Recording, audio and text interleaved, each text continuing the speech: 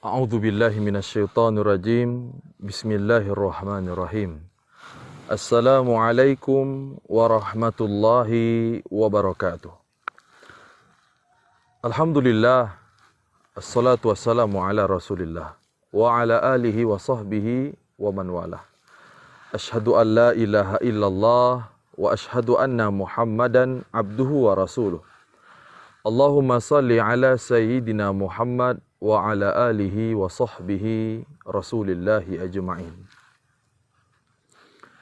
Alhamdulillah, kita bersyukur kepada Allah Subhanahu wa taala atas segala limpahan rahmat yang Allah Subhanahu wa taala berikan kepada kita.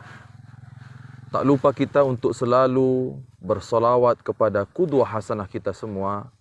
Dia adalah baginda besar Nabi Muhammad sallallahu alaihi wasallam. Allahumma salli ala sayyidina Muhammad wa ala ali sayyidina Muhammad. Para sahabat yang dimuliakan oleh Allah Subhanahu wa taala, seluruh kaum muslimin dan muslimat yang dimuliakan oleh Allah Subhanahu wa taala. Pada kesempatan yang berbahagia ini, tema kita adalah kekhususan ibadah puasa. Kita hidup di dunia ini tidak akan pernah lepas daripada perintah Allah Subhanahu wa taala. Wa ma khalaqtul jinna wal insa illa liya'budun. Aku tidak ciptakan jin dan manusia, kata Allah, kecuali hanya untuk menyembah Allah Subhanahu wa taala. Di antara sekian banyak perintah Allah Subhanahu wa taala, ada solat, ada haji, ada puasa, ada zakat. Tapi pada kesempatan ini yang akan kita bicarakan adalah kekhususan ibadah puasa. Di dalam sebuah riwayat hadis yang diriwayatkan oleh Imam Al-Bukhari, dalam hadis qudsi, Rasulullah sallallahu alaihi wasallam pernah bersabda.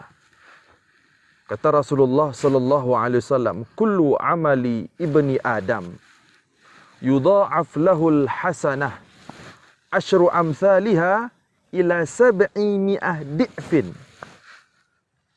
Rasulullah sallallahu alaihi wasallam pernah mengatakan, yang artinya adalah setiap amalan anak cucu Adam akan dilipat gandakan oleh Allah Subhanahu wa taala dari 10 kali lipat sampai 700 kali lipat. Seluruh amal ibadah itu akan dilipat gandakan oleh Allah Subhanahu wa taala. Qala Allahu azza wa jal, ini yang mengatakan bahwasanya hadis ini adalah hadis qudsi. Allah Subhanahu wa taala mengatakan, "Illa shaum fa innahu li wa ana ajzi bihi." Kata Rasulullah, kata Allah Subhanahu wa taala, kecuali ibadah puasa. Ibadah puasa itu untukku dan aku sendiri yang akan membalasnya. Subhanallah. Begitu istimewanya ibadah puasa ini. Begitu indahnya ibadah puasa ini. Sehingga seluruh amal ibnu Adam itu kembali kepadanya. Kecuali satu, yaitu adalah ibadah puasa. Kaum muslimin dan muslimat yang dirahmati oleh Allah, pasti timbul pertanyaan, kenapa ibadah puasa ini dikecualikan oleh Allah Subhanahu wa taala? Hanya untuk Allah Subhanahu wa taala. Pertama, karena puasa itu adalah kesabaran. Orang yang melaksanakan ibadah puasa sudah mesti dia harus sabar. Orang yang melaksanakan ibadah puasa, dia mesti sabar. As-shaumu nisfus sabri. Puasa itu adalah setengah daripada kesabaran. Orang yang berpuasa, maka sudah pasti dia harus sabar. Karena dia meninggalkan semua larangan Allah Subhanahu wa taala. Karena apa? Karena dia sedang berpuasa. maka orang yang berpuasa sudah pasti dia sabar. Kemudian yang kedua, ibadah puasa meninggalkan seluruh kesenangan-kesenangan yang lainnya, yang itu tidak dimiliki oleh ibadah-ibadah yang lain.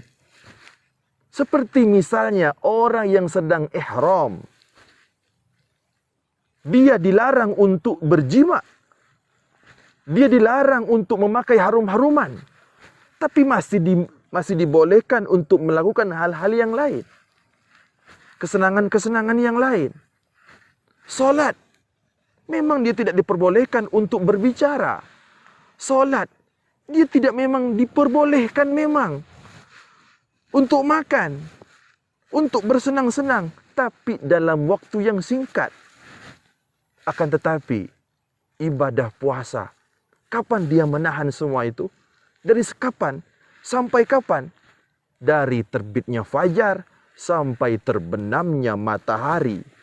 Dia menahan laparnya, dia menahan hausnya, dia menahan syahwatnya. Untuk siapa? Untuk Allah Subhanahu wa Ta'ala. Yang ketiga, mengapa ibadah puasa ini sangat istimewa? Mengapa ibadah puasa ini sangat istimewa di sisi Allah Subhanahu wa Ta'ala? Yang ketiga adalah ibadah puasa, yaitu ibadah yang hanya dia dan Allah Subhanahu wa Ta'ala yang tahu. Yang lain tidak ada yang tahu. Orang solat masih dilihat oleh orang kalau dia sedang solat. Orang haji masih dilihat oleh orang karena dia sedang haji. Orang puasa, dari mana seseorang bisa mengetahui orang tersebut puasa atau tidak? Maka puasa menutup rapat yang namanya pintu riya. Puasa menutup rapat-rapat yang namanya pintu dilihat oleh orang lain. Ketika kita sedang berkumur-kumur, sedang berwuduk, maka jangankan orang lain, kawan kita di sebelah tidak tahu kita minum air kumur itu. Karena apa? Yang tahu adalah kita dengan Allah Subhanahu wa Ta'ala. Maka pantaslah di dalam hadis kursi ini disebutkan bahwasanya seluruh amal ibadah anak cucu Adam akan kembali kepada dirinya sendiri, kecuali adalah puasa. Maka daripada itu, jangan kita lewatkan kesempatan yang besar ini. Jangan kita sia-siakan waktu yang mahal ini. Banyak-banyak kita kejar target. Banyak-banyak kita beribadah kepada Allah Subhanahu wa Ta'ala. Karena kapan lagi Allah Subhanahu wa Ta'ala akan memberikan kesempatan besar ini? Kesempatan itu mungkin tidak datang 2 kali. Kesempatan itu mungkin tidak diberikan oleh Allah Subhanahu wa Ta'ala selama-lamanya. Mungkin tahun ini Ramadan kita masih sehat. Belum tentu bulan Ramadan tahun depan kita sehat. Maka jangan sia-siakan kesempatan yang besar ini. Mudah-mudahan Allah Subhanahu wa Ta'ala menerima seluruh amal ibadah kita. Dan kita bisa tahu bahwasanya puasa ini adalah ibadah khusus yang diperintahkan oleh Allah Subhanahu wa Ta'ala untuk kita semua. Akhirul kalam, wallahu a'lam bishawab. Assalamualaikum warahmatullahi wabarakatuh.